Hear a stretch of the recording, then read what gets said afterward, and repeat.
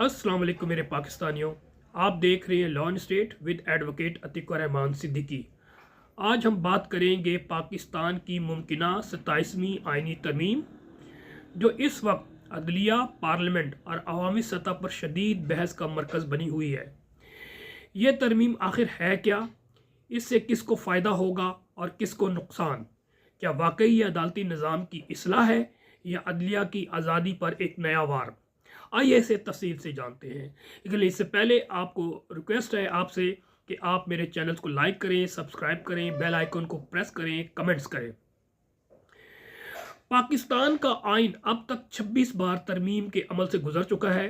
खासकर कातिल 26वीं नाजायज़ तरमीम, जो नाजायज़ पार्लियामेंट के ज़रिए अदलिया को ग़ुलाम बनाने के लिए गेट नंबर 4 अपने हैंड पिंग फा 47 चोरों के ज़रिए लेकर आई।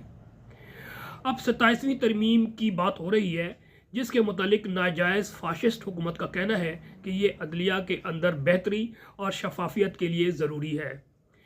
लेकिन वकला, अपोजिशन, अक्सर आइनी माहिरीन और आवाम का ख्याल है कि यह तरमीम दरअसल अदलिया सूबाई इकाइयों के इख्तियारात को मज़ीद महदूद करने और ताकतवर अपने मज़मूम मकासद के हुसूल की कोशिश हो सकती है। अब इसमें जो मुजवज़ा तरामीम है, अभी तक तो सामने कोई भी नहीं आई, लेकिन मुख्तलिफ जो कॉर्नर से सारी चीज़ें ख़बरें आ रही हैं, वो जो मुमकिना तजावीज़ है, जो कि हमें पहले से भी अंदाज़ा है कि 26वीं तरामीम में जो वो कुछ नहीं कर पाए, अब वो क्योंकि आहिस्ता आहिस्ता इनकी पेशकदमी बढ़ रही है अवाम को फ़तह करने के लिए, गो के फ़तह हो चुकी है। अब आपको हर तरह से वो अपने रिसोर्सेज, आपके रिसोर्सेज, वो अपने रिसोर्सेज बनाना चाहते हैं, तो वो ये पेशकदमी चल रही है। जो 26वीं तरमीम में उनको हिम्मत नहीं हुई थी, अब क्योंकि ग्रिप इनकी मजबूत हो चुकी है, तो 27वीं तरमीम में जो कुछ लाना चाहते हैं वो उसकी डिटेल में थोड़ा सा जिक्र करना चाहता हूँ।